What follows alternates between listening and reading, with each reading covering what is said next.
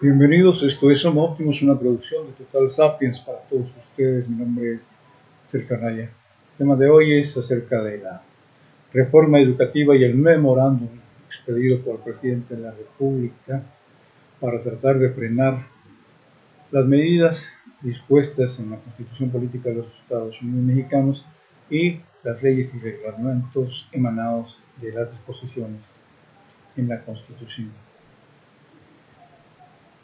Este es un gran tema y es un tema de fondo que a todos nos atañe porque al final de cuentas es el futuro del país, es el futuro de las familias, el futuro de los hijos y de los nietos. El presidente, ante la incertidumbre que se ha generado, ante la falta de acuerdos en el Poder Legislativo para poder sacar adelante la contrarreforma constitucional que permita precisamente hacer los cambios necesarios y ofrecer una educación de calidad para todos los mexicanos, ha firmado un memorándum dirigido tanto a la Secretaría de Gobernación como a la de Educación Pública y a la de Hacienda para dejar sin efecto dicha reforma educativa. Desde luego, esto ha despertado una gran cantidad de quejas por parte de la oposición, diciendo que el presidente está pasando por encima de la Constitución política y otras cosas que nada tienen que ver con el texto original y que vamos a tratar de detallar a continuación. Textualmente el presidente dice, abro comillas, estoy terminando de editar y ya firmé el memorándum que dirijo a la Secretaría de Gobernación, etcétera, etcétera. Cierro comillas, abre de nuevo, las medidas que contempla la mal llamada reforma educativa. Ese es el objetivo central, esto es lo que dice el presidente. La medida adoptada es terminar con las medidas que contempla la mal llamada reforma educativa. Eso es todo. No hay otro fin detrás. Y lo tiene que hacer en vista precisamente de lo que mencionamos al inicio, de que no hay un acuerdo en el Congreso, que es el Poder Legislativo, y que debe emitir las normativas correspondientes. Dice textualmente, todo mientras en el Congreso se resuelve sobre la reforma a la Constitución, a las leyes, para garantizar la educación pública, laica, pluricultural, gratuita, de calidad en todos los niveles escolares. Sigue la cita textual. Estoy aquí recomendando que se reinstale a maestros cesados, que se liberen a los maestros y luchadores sociales que están injustamente encarcelados. Y estoy planteando también que se reconozca todo el daño que causaron las anteriores autoridades, que haya indemnización para familiares de quienes perdieron la vida luchando por sus derechos o oponiéndose a la mal llamada reforma educativa. Y aquí lo que vale la pena es reflexionar entonces es, ¿cuál es el kit del asunto? ¿Cuál es el tema principal que hay que sacar? Y en el texto enviado por el presidente a Olga Sánchez Cordero se establecen varias cosas.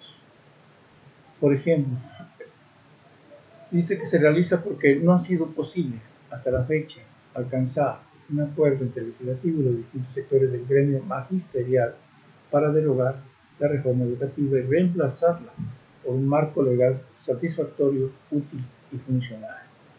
Sin embargo, dice, la Administración Pública Federal requiere de lineamientos claros para seguir operando en el ámbito de la enseñanza pública. ¿Por qué? Por ejemplo, porque hasta ahora, dada la lucha que se está realizando en el Poder Legislativo y las disposiciones que ha tratado de implementar el Poder Ejecutivo, muchos maestros se encuentran en el limbo y no pueden seguir avanzando en sus procesos de pacificación, por ejemplo, o los pagos oportunos de sus salarios, porque hay una inconformidad por parte de tanto del legislativo por un lado, los maestros por el otro, el Poder Ejecutivo por otro.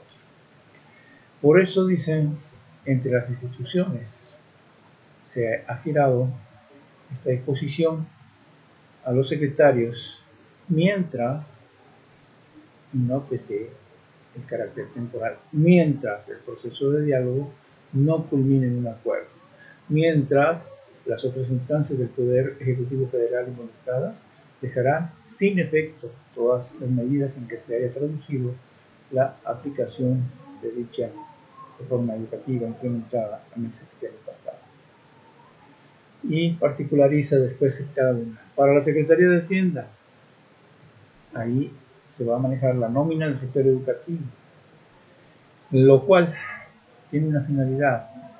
La finalidad es impedir las prácticas patrimonialistas, la existencia de aviadores y cualquier otra forma de corrupción en el manejo precisamente de la nómina de los maestros.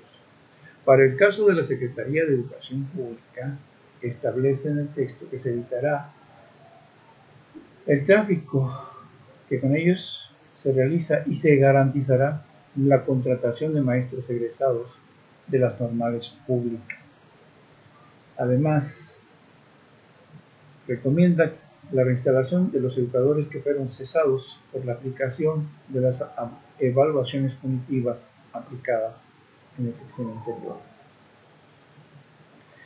Aparte, en lo que se refiere a la Secretaría de Gobernación, insta a esta dependencia a realizar las diligencias necesarias para poner en libertad, a la brevedad, a maestros y luchadores sociales que todavía se encuentran en prisión por haberse opuesto al uso de dicha reforma o por haber participado en otras causas sociales justas. Causas sociales justas. Lo reitero porque luego se dice que se quiere liberar a delincuentes o personas que han cometido cualquier tipo de desmadre. No, solamente aquellos que han luchado causas sociales justas. Más adelante, el texto, el presidente hace un exhorto, me parece que esto es lo que deberían sacar los medios, un exhorto a los maestros de todas las tendencias y corrientes a mantener un diálogo permanente, a impedir la confrontación, a buscar una formulación legal que garantice el derecho del pueblo a la educación. De eso se trata finalmente. Pero para eso se requiere la voluntad de todos. Yo no sé si con el ruido que está haciendo la oposición se vaya a quedar en ello o vayan realmente a establecer demandas de inconstitucionalidad ante el texto firmado por el presidente de la República. O puede ser que el Poder Legislativo llegue a un acuerdo y se realice la derogación y la aprobación de la nueva reforma educativa. Lo cierto es que hace falta garantizar el derecho a la educación de calidad para millones de mexicanos. Yo les quiero dejar hasta aquí esta reflexión y que ustedes se informen, acudan a las leyes, acudan a la Constitución o acudan con los especialistas, con los abogados, aquellos que han estudiado Derecho, para que puedan tener una opinión firmada, basada en hechos reales, no solamente en especulaciones que realizan por interés político tanto funcionarios públicos de los tres poderes o de personas del sector privado que buscan solamente tener su propio beneficio y no el de la mayoría de la población, no el de los jóvenes que están precisamente en edad de recibir educación de calidad en nuestro país. Les recuerdo que estamos en Facebook como Total Sapiens, en Twitter como @sapienstotal con ese mayúscula, y esta y otras informaciones las puede usted encontrar en nuestro sitio web www.totalsapiens.com. Es todo, hasta mañana.